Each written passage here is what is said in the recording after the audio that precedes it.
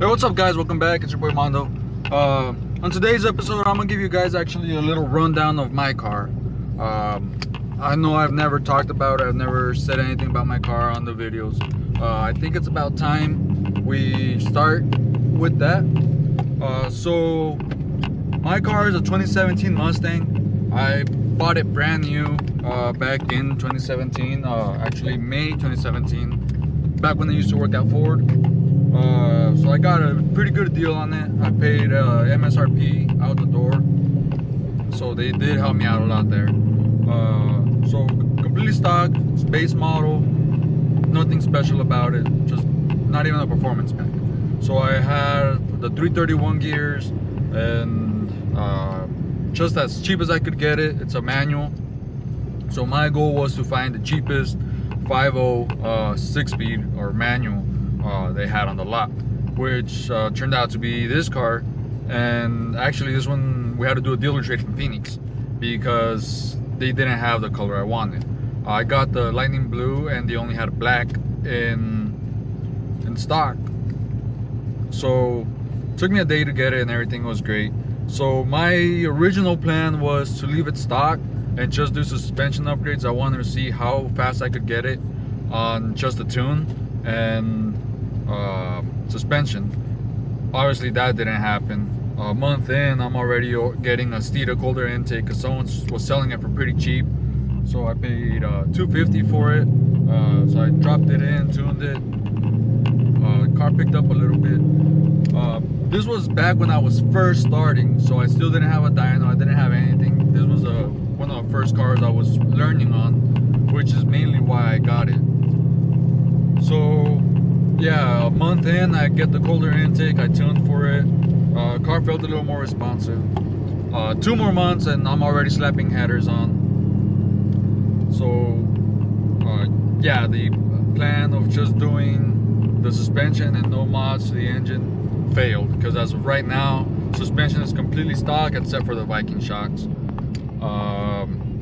The other thing is that's back when I started getting into racing a lot, so I was always out running and stuff, trying to get my name out there. It was pretty fun.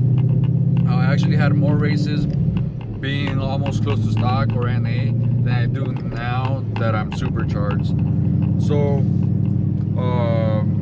I was running multiple cars with similar mods to mine and we were neck to neck.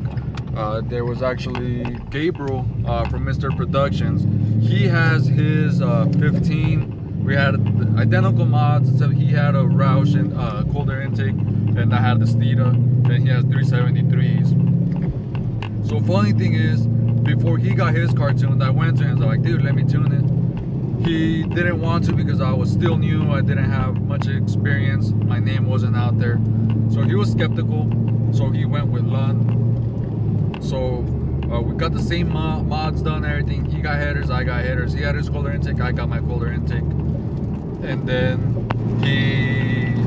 we raced and I beat him. He says like, you know what, dude, is like, let me get the 18 manifold. He got the 18 manifold, I got the 18 manifold. We raced again and I beat him again. So that's when he says like, you know what, dude, is like, you need to tune my car. So we ended up tuning his car. We ran again. We ran like 3 or 4 times and the outcome was way different. His gears just out-launched me, and I was struggling to reel him in. And at the end of the day, he still ended up beating me by about half a car, almost a car, if I remember correctly. We would have to probably go revisit those videos. I believe he has them on his channel. But yeah, so now I'm not calling Lund out or anything. It just happened to be we were able to dial in his car a little bit better than their remote tune was. So I ran the car like that for about half a year. Came up on a really good deal for a Vortec V3 supercharger. It was used obviously, but for $1,300 I couldn't complain. So I got the supercharger for it, paid $1,300 for it, and we ended up it didn't come with intercooler, so I had to build up my whole custom cold side, which wasn't a bad idea because I actually got intercooler slightly thicker than what Vortec would have sold me, and I was able to modify it a little bit better to my liking. So that ended up That's probably the cheapest horsepower I've bought till date. I did try to run nitrous at one point. We had an extra throttle body plate, but the problem with nitrous was we had a huge shortage a few years back from one of the nitrous companies blowing up, and we just couldn't get any in stock. The limited nitrous we had was used for medical purposes, so they weren't selling it to us car enthusiasts or racers. So that scrapped the idea. I still have it hooked up, but I haven't used it or haven't really tuned it now that I have the blower on it for the nitrous. I just, like I said, I'm still on the stock drivetrain, so it's not worth it to me to get that little extra horsepower and possibly break something that I haven't upgraded. But if worst case comes to worst case, I do have the nitrous to hook up. I could just have to hook up the bottom, wire one wire in, and that is ready to spray. Right now my V3 is already maxed out.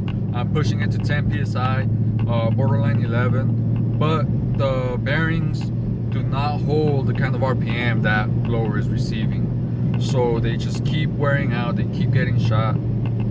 So I'm gonna be on my second rebuild as of in a few months if I decide to keep it, or I'm really debating about upgrading to the Novi 2200, as that will be more than enough blower to what my stock bottom end can hold. So right now on my daily driver tune and everything, I'm around 600, 630 horsepower. If I'm a max effort, I'm borderline 7. The only downside was when I first got the car with the blower on, we threw some Dutchworks in it, and I didn't have enough fuel pressure to run E85. So my dumbass went ahead and put a booster pump, maxed it out, and I ended up replacing the stock pump with the Shelby GT350 pumps, which helped out a lot. And once again, my dumbass decided to keep the booster pump. I figured I could always get more fuel out of it if I needed to.